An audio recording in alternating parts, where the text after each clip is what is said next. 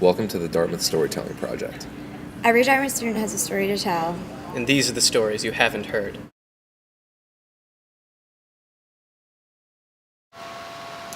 Hi, I'm Anna Fagan. I'm 13 from Seacliff, New York. I am a econ and art history double major. I am very involved in a lot of theater and performing art groups on campus. I'm a member of a sorority, and I work for the Rockefeller Center. And that's where I introduce myself when I give tours of Dartmouth to prospective students. And here's what you don't know about me. So this summer I was looking around for an internship, and I eventually found one working for the Department of Cultural Affairs for New York City in the division called Percent for Art, which is the department in charge of bringing public art to the New York City streets.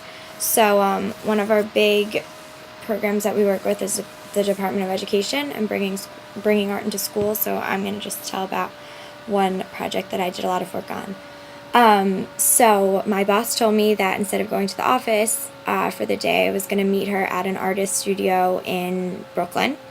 So I was like, all right, here we go. So I went to the studio, and it was across the street from a no longer in business used refrigerator warehouse. I guess those exist. And I walked in, and it was his home as well as his studio. So his two kids, this artist's kids, were just kind of running around everywhere.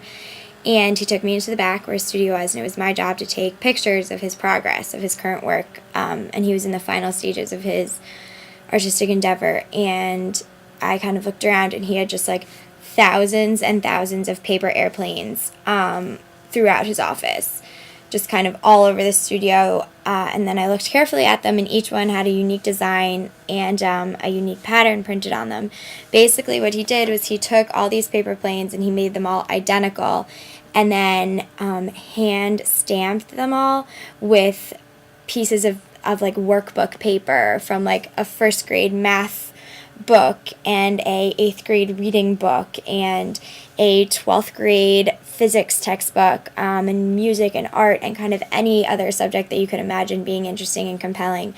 And when they ultimately would all be hung up in the ceiling, and when they were all laid out, they spell a pattern that just says "look up."